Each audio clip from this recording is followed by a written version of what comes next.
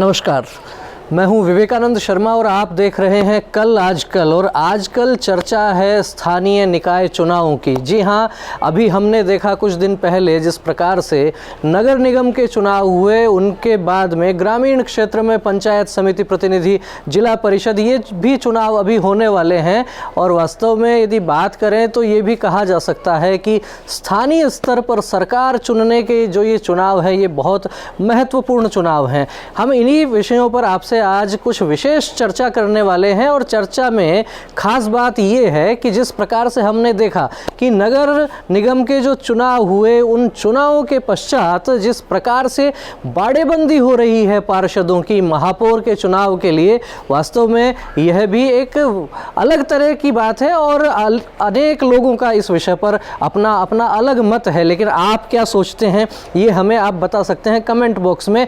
हमें लगता है इस विषय में कि यदि कोई व्यक्ति जिसको जनता ने चुना है, जनप्रतिनिधि हो गया है, पार्षद हो गया है, उसके बाद में राजनीतिक दल जिस प्रकार से बाड़ेबंदी करते हैं, जिस प्रकार से ये कहा जा सकता है कि उनके मोबाइल फ़ोन भी स्विच ऑफ रहते हैं, और परिणाम आने के तुरंत बाद अगले 8-10 दिन तक जो ये घटनाक्रम चलता है, क्या ये स्वस्थ लोकतंत्र के लिए ठीक है? क्या जिस व्यक्ति को जनता ने चुना है उसकी इस प्रकार से बाड़ाबंदी, इस प्रकार से बंद कर देना उसको, क्या ये लोकतंत्र के लिए ठीक है? विचार कीजिएगा और कमेंट बॉक्स में कमेंट देकर आप हमें भी अवगत करवाइएगा। हम जानना चाहते हैं कि देश की जनता आखिर इस विषय पर क्या सोचती है। लेकिन इसके पीछे की जो बात है, इसके पीछे जो मनोभाव है, जो राजनीतिक दल सोचते हैं, उस पर भी विचार किया जाना आवश्यक है। और खासतौर पर यदि हम बात करें जयपुर नगर निगम की, तो ध्यान में आता है जिस प्रकार से विष्णु लाटा यहाँ पर महापौर बने थे, कितनी उठापटक हुई, पार्टियों में तोड़फोड़ हुई, और उसके बाद में जिस प्रकार से उनको गद्दी मिली, उनको कुर्सी मिली महापौर की, वो भी हम सब ने देखा है। इन परिस्थितियों में क्या उचित है, क्या उचित नहीं है, क्या नैतिकता है और क्या अनैतिक है, इस पर आप भी अपने विचार हमारे साथ साझा कर सकते हैं। दूसरा एक और महत्वपूर्ण विषय था जिस पर मैं सोच रहा था कि आपके साथ चर्चा करूं, और वो विषय है स्थानीय निकाय के चुनाव, ग्रामीण क्षेत्र के जो पंचायत समिति के चुनाव हैं, जो चुनाव है जिला परिषद के, और उनमें जिस प्रकार से राजनीतिक दल टिकट वितरण को लेकर आपस में जूझ रहे हैं। पार्टियों के अंदर, कार्यकर्ताओं के अंदर हम कह सकते हैं कि जिस प्रकार से एक उधेड़बुन चल रही है, उसको लेकर भी बहुत ही विचित्र स्थितियां बनी हुई हैं। और ख़ासतौर पर आपसे ये भी कहना चाहेंगे कि पंचायत समिति प्रतिनिधि का जो चुनाव है या जिला परिषद के लिए जो चुनाव है, उनमें पार्टियों ने आखिर क्या कोई क्राइटेरिया तय कर रखा है, किसे टिकट दिया जाएगा? और टिकट का जब ये मामला आता है पार्टियों के भीतर, तो सामान्यतः ये देखने को मिलता है कि सारी नैतिकताएं, सारे मापदंड एक किनारे रख दिए जाते हैं और बात होती है केवल जिताऊ व्यक्ति को ही टिकट दिया जाए। लेकिन यदि कोई क्षेत्र ऐसा है जो भारतीय जनता पार्टी का या फिर कांग्रेस पार्टी का गढ़ है, किसी भी राजनीतिक दल का गढ़ है, वहाँ पर किस व्यक्ति को टिकट दिया जाता है, तो ये भी बात स्पष्ट रूप से देखने को मिलती है कि जो व्यक्ति टिकट देने वाला है, जो व्यक्ति प्रभावी है, जो वहाँ का जनप्रतिनिधि है, चाहे सांसद है, चाहे विधायक है या विधायक प्रत्याशी रहा हुआ है, इस प्रकार के जो लोग हैं वो टिकट किसे देते हैं, तो हमें ध्यान में ये आता है कि सामान्यतः टिकट ऐसे व्यक्तियों को ही मिलता है जो इन बड़े नेताओं की परिक्रमा लगाते हैं, जिसे हम कह सकते हैं कि बराबर आना जाना, उठना बैठना। लेकिन उस व्यक्ति की पार्टी के प्रति क्या निष्ठा है, क्या इस आधार पर टिकट दिया जाता है? नहीं। क्या उस व्यक्ति की योग्यता कैसी है, उसके आधार पर टिकट दिया जाता है? नहीं। चाहे कोई भी राजनीतिक दल कितने भी आदर्श की बात करे, लेकिन जब बात आती है चुनाव की और जब बात आती है टिकट वितरण की, तब बार बार मंथन होता है। भारतीय जनता पार्टी भी इस उधेड़बुन में अनेक बार अनेक प्रश्नों का उसे भी सामना करना पड़ता है, और जिन व्यक्तियों को टिकट नहीं मिलता, या फिर कहें कि जिन्हें पार्टी से टिकट नहीं लेना है, जो केवल उस विचार के समर्थक हैं, वे लोग इस पार्टी के जो पुरोधा थे उनको याद करते हैं दीनदयाल उपाध्याय को। दीनदयाल उपाध्याय क्या कहते हैं?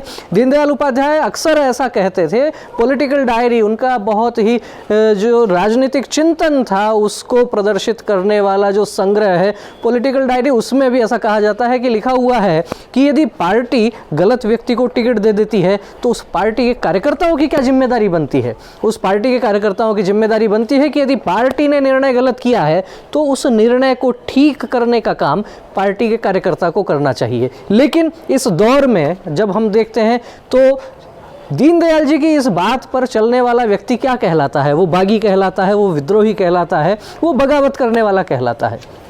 यदि पार्टी ने उचित व्यक्ति को टिकट नहीं दिया है तो दीनदयाल जी के अनुसार यह है कि मतदाता या उस पार्टी का कार्यकर्ता ऐसे व्यक्ति को आगे लेकर आए, ऐसे व्यक्ति को चुने जो कि उस गलती को ठीक करने का काम करता हो। लेकिन जब जब भी इस विचार को भारतीय जनता पार्टी के कुछ नेताओं ने रखा है तो उन्हें पार्टी के, हम कह सकते हैं कि अलग धड़े के रूप में देखा गया है, पार्टी से बगावत करने वाले व्यक्ति के रूप में देखा गया है, या फिर देखा गया है उन्हें असंतुष्ट व्यक्ति के रूप में। लेकिन वास्तविकता क्या है, क्या स्थितियां हैं, चाहे कांग्रेस पार्टी हो चाहे भारतीय जनता पार्टी हो, कांग्रेस पार्टी में तो जिस प्रकार से परिवारवाद और वंशवाद ये एक प्रकार का ग्रहण कांग्रेस पार्टी के साथ लगा हुआ है, लेकिन भारतीय जनता पार्टी का शीर्ष नेतृत्व आज से नहीं, प्रारंभ से ही वंशवाद और परिवारवाद का विरोधी रहा है। लेकिन स्थितियां क्या होती हैं राजस्थान की राजनीति के हिसाब से देखिए, या फिर अलग अलग जिलों में, अलग अलग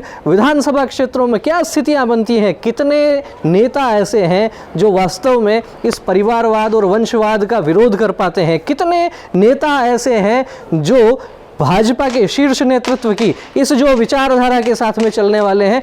अनेक प्रसंग और प्रकरण हमने इस विषय में पहले भी देखे और सुने होंगे। हमने देखा होगा कि जिस प्रकार से एक दौर वो था जब उत्तर प्रदेश में राजनाथ सिंह के बेटे का नाम जब वहाँ टिकट के लिए या संगठन में एक बड़े पद के लिए चलता है तो क्या स्थितियाँ बनती हैं। यही स्थितियाँ हमने राजस्थान में पूर्व मुख्यमंत्री वसुंधरा राजे और उनके पुत्र दुष्यंत सिंह को लेकर भी देखी और सुनी है।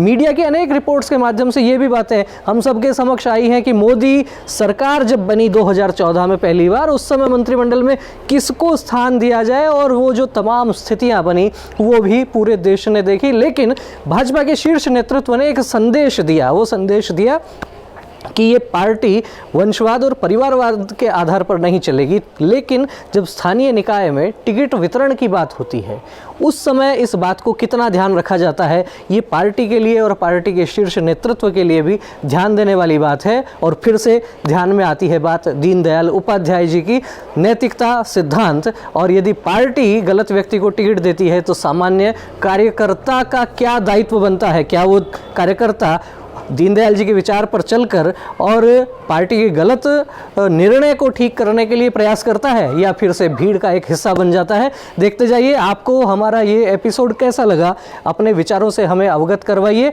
और यदि आप हमारे को यूट्यूब पर देख रहे हैं तो हमारे चैनल को सब्सक्राइब करना मत भूलिएगा। हमारा यदि ये वीडियो आपको पसंद आया है तो इसे शेयर कीजिए, अधिक से अधिक लोगों तक इस विचार को पहुँचाइए। चैनल को सब्सक्राइब कीजिए, कमेंट कीजिए। बहुत बहुत धन्यवाद। नमस्कार। आपको हमारा यह वीडियो पसंद आया हो तो हमारे चैनल को सब्सक्राइब कीजिए, बेल आइकन दबाइए, कमेंट कीजिए, शेयर कीजिए। बहुत बहुत धन्यवाद।